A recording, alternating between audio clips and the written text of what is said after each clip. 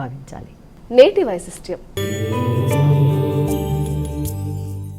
మరి ఈరోజు ఎటువంటి వైశిష్ట్యం ఉందో ప్రేక్షకులకు తెలియచేయండి.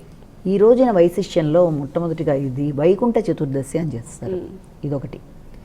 తర్వాత దీంతో పాటే ఇంకా వైశిష్యంలో ఇంకొక ముఖ్యమైన భాగం ఏంటంటే ఈ రోజున చిల్డ్రన్స్ డే కూడాను.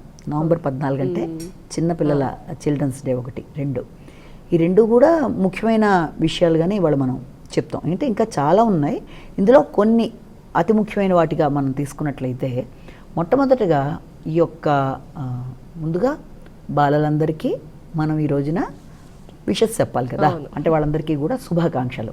ఎందుకంటే నేటి బాలలే రేపటి పౌరులు కాబట్టి ఈ రోజున చాచా నెహ్రూ జన్మదినోత్సవాన్ని బాలల దినోత్సవంగా జరుపుకుంటున్నారు. కాబట్టి ఇది 1964 తర్వాత నుంచి దీన్ని గుర్తించి ఈ రకంగా చేస్తున్నారు. కాబట్టి పిల్లలందరూ కూడా తప్పనిసరిగా ఈ రోజున ఉత్సాహంగా జరుపుకుంటారు. కాబట్టి బాలల దినోత్సవం ముఖ్యంగా పిల్లలందరూ కూడా ఏం గుర్తుపెట్టుకోవాలి అంటే విద్యతో పాటు వినయంతో పాటుగా వారు సమయాన్ని సద్వినియోగపరుచుకోవడం. అందులో కూడా ముఖ్యమైన భాగం ఏంటి అంటే ఆటపాటలకు కూడా ఎక్కువ ఆస్కారం ఇవ్వాలి. ఎందుకంటే శారీరకంగా పిల్లలు డెవలప్ అవ్వడానికి వాళ్ళు విద్యతో పాటుగా ఆటపాటలు కూడా ముఖ్యం. కానీ ఈ రోజుల్లో పిల్లలందరూ కూడా ఎక్కువ శాతం ఈ యొక్క నెట్ లేకపోతే కంప్యూటరు, ట్యాబ్ వీటిలలో ఎక్కువ శాతం ఉండిపోయి శారీరక శ్రద్ధని వదిలేసి ఆటపాటల్లో వెళ్ళకపోవడం వల్ల శారీరకంగా డెవలప్ కాకపోతే మానసిక వికాసం అనేది ఉండదు. కాబట్టి దాన్ని కంప్లీట్ పర్సనాలిటీ డెవలప్మెంట్ అనరు.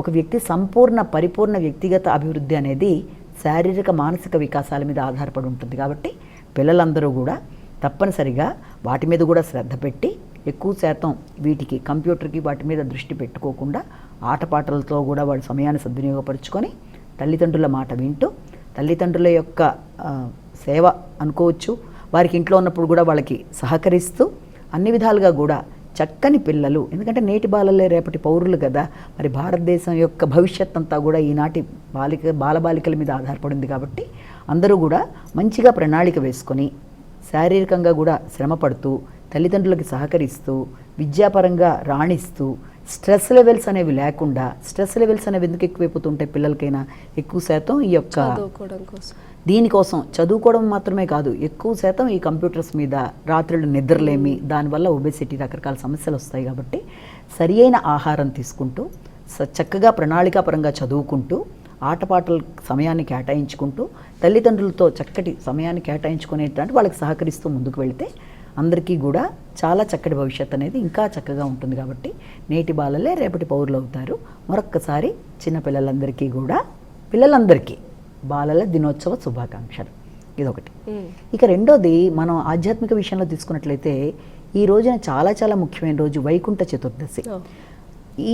ఈ రోజు గొప్ప వైశిష్యం ఏంటంటే ఈ యొక్క మొత్తం కార్తీక మాసంలో ఈ రోజున ఒక ప్రత్యేకత ఏం చెప్పారంటే శివుణ్ణి కేశవుణ్ణి కూడా సమానంగా ఆరాధించే రోజుగా చెప్తారు.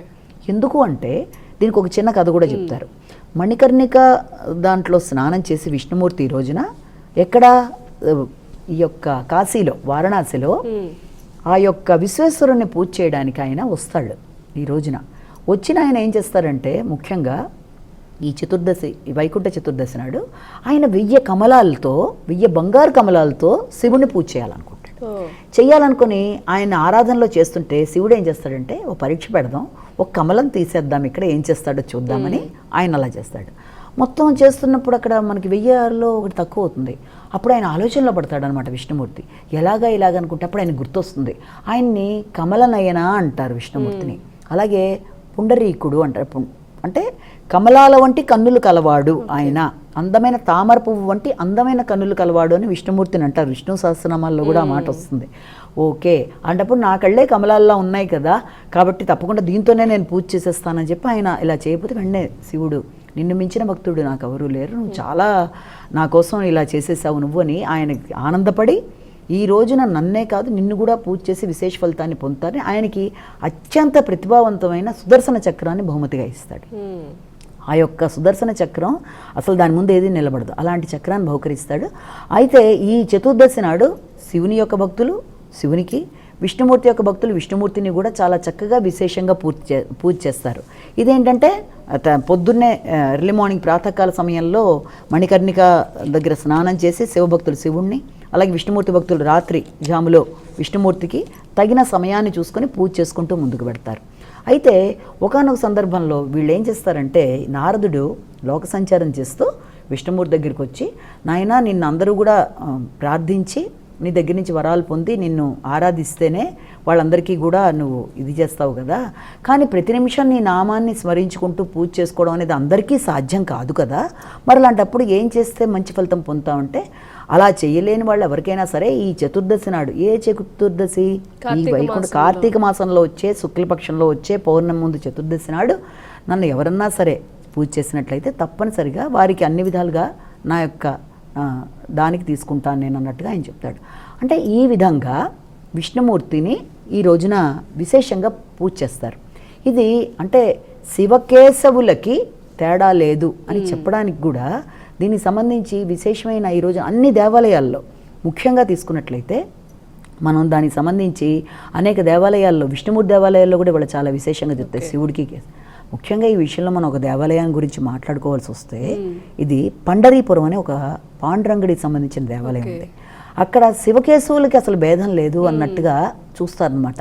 ఎందుకంటే విష్ణుమూర్తి అక్కడ మనకి విఠలుడుగా ఉంటాడు. ఆయన విఠల్ అన్న మాట ఎందుకు వచ్చిందంటే, విట్ అంటే ఏంటంటే మహారాష్ట్ర వాళ్ళ భాషలో, మరాఠీ భాషలో ఇటుక మీద ఆయన నిలబడిపోయి రెండు చేతులు నడుము మీద పెట్టుకుని ఒక చక్కటి భంగిమలో ఆయన ఒక చిన్న బాలుడు అలాగా ఉండిపోయాడు. దానికి సంబంధించిన కథగా కూడా మనం తీసుకునే ముందు ఏంటంటే, అసలు ఆ యొక్క పండరీపురంలో ఈ రోజున వార్కరి అంటే వాళ్ళు కాలినడకన, ఇప్పుడు మనం చూస్తాం చాలా దీక్షలు చూస్తాం కదా, భవానీ దీక్ష, అయ్యప్ప దీక్ష లాగా వాళ్ళు చాలా విశేషంగా కర్ణాటక వాళ్ళు, ఇటుపక్కన వీళ్ళు ఎవరు మన మహారాష్ట్ర వాళ్ళు ఆ యొక్క తులేకాదశి నుంచి కూడా ఈయన కోసం ఇలా నడుచుకుంటూ వచ్చి విఠలుడికి విపరీతంగా పూజలు చేస్తారు. మామూలుగా మనం కృష్ణుడు అంటే ఎలా చూస్తాం, కృష్ణుడిని మామూలుగా నెమలిపించే ఉంటుంది, చేతిలో మురళి, ఇలా ఉండదు ఇక్కడ రూపం. ఆయన చూస్తే ఓ చిన్నపిల్లాడు నడుము మీద చేతులు పెట్టుకుని పొడుగాటి తలకి ఇలాగా కిరీటం లాగా ఉంటుంది. అది చూస్తే శివలింగాన్ని పోలి ఉంటుంది. అందుకని శివకేశవులకి తేడా లేదు. తర్వాత తల్లిదండ్రులు, ముఖ్యంగా తల్లిదండ్రుల మీద అభిమానాన్ని చూపించిన వాళ్ళకి భగవంతుడు భక్తితో ఎలా తన వాళ్ళకి లొంగుతాడు అన్నది ఈ క్షేత్రంలో మనం గమనించుకోవాల్సిన విషయం. అతి ముఖ్యంగా ఏంటంటే సంబంధించిన చిన్న కథ ఏంటంటే, పొండరీకుడు అనే వ్యక్తి తల్లిదండ్రులు ఇద్దరు కూడా ఈ యొక్క విష్ణుమూర్తి భక్తులు. వాళ్ళు ఎంతో ఇదిగా మహారాష్ట్రాలు వాళ్ళు ఎంతో ఇదిగా ఆయన్ని పూజలు చేస్తుంటే వాళ్ళకి కలిగిన సంతానం పొండరీకుడని. అతను ఏం చేస్తాడంటే, అతనికి ఉండే అలవాట్లు బాగోవు, అతని లక్షణాలు బాగుండకుండా అన్ని విధాలా అతను తప్పుదోవ పడుతూ ఇబ్బందికరంగా అతని ప్రవర్తన ఉండడం బట్టి తల్లిదండ్రులు చాలా బాధపడతారు. ఇతని లక్షణాలు ఏంటి ఇలా ఉన్నాయని అన్ని విధాలా బాధపడితే, ఒకానొక సందర్భంలో అతను ఏం చేస్తాడంటే, ముగ్గురు స్త్రీలు అక్కడ ఒక ఆశ్రమం దగ్గరికి వెళ్ళి చక్కగా ఆ ఆశ్రమం దగ్గర ముగ్గులు పెట్టి తర్వాత వాళ్ళు దేవతా వస్త్రాలు ధరించేసి వెళ్ళిపోవడం చూసి అతను అడుగుతాడనమాట వాళ్ళని, మీరెవరు, ఎందుకు ఇలాగా వచ్చేప్పుడు మురికికి సంబంధించిన బట్టల్లో ఇలా ఉన్నారు, ఇప్పుడు ఇలా మారిపోయి వెళ్తున్నారంటే, మేము ముగ్గురం కూడా గంగా యమున సరస్వతి, మాలో అందరూ కూడా స్నానం చేయడం వల్ల వాళ్ళ యొక్క అన్నీ మాకు ఇదవ్వడం వల్ల వాటిని మేము ఇక్కడికి వచ్చి ఇక్కడ మేము సేవ చేసి దీన్ని అన్ని రకాలుగా అలికి ముగ్గులు పెట్టి ఇలా చేయడం బట్టి పెడుతున్నాం. అంటే అంత గొప్ప నదులు కూడా ఇక్కడికి వచ్చేస్తున్నాయి అంటే అసలు అది ఆ ఆశ్రమం ఎవరిది ఏంటి అని అడుగుతారు. అయితే కుక్కుట ముని అని చెప్తారు. అయితే ఆయన గొప్పతనం ఏంటి అంటే, ఆయన తల్లిదండ్రుల్ని విపరీతంగా గౌరవంగా చూశాడు, తల్లిదండ్రుల్ని ప్రేమించాడు, పూజించాడు. కాబట్టి ఆయనకి దగ్గర మాకు ఇలా అవుతుంది ఇక్కడికి రావడం బట్టి అంటే అప్పుడు అతనిలో పరివర్తన కలుగుతుంది. అంటే తల్లిదండ్రుల్ని విపరీతంగా గౌరవించి చూసుకుంటే తప్పనిసరిగా అన్ని విధాలా బాగుంటుంది అనుకుంటే అతని కోసం అతని భక్తిని పరీక్షించడానికి విష్ణుమూర్తి వస్తాడు. విఠలుళ్ళ వచ్చి పిలిస్తే, మా అమ్మ నాన్నకి సేవ చేస్తున్నాను, నేను ఇప్పుడు బయటికి రాను అని, మరి ఎర్రటెండలో నేను నిలబడలేకపోతున్నాను కదంటే ఒక ఇటుక విసిరేసి దాని మీద నిలబడు అంటాడు, ఎవరో తెలియక. అలాగే ఇలా నిలబడతాడనమాట ఆయన నడుము మీద చేతులు పెట్టుకొని. తర్వాత బయటకు వచ్చి చూసేటప్పటికి విఠలుడు, నీకేం వరం కావాలి అంటే, నా కోసం నువ్వు ఇక్కడ ప్రజలందరికీ ఇలా కనబడు అంటే, అప్పటి నుంచి ఆయన నడుము మీద చేతులు పెట్టుకొని అలా ఉండిపోతాడు. అమ్మా ఈనాటి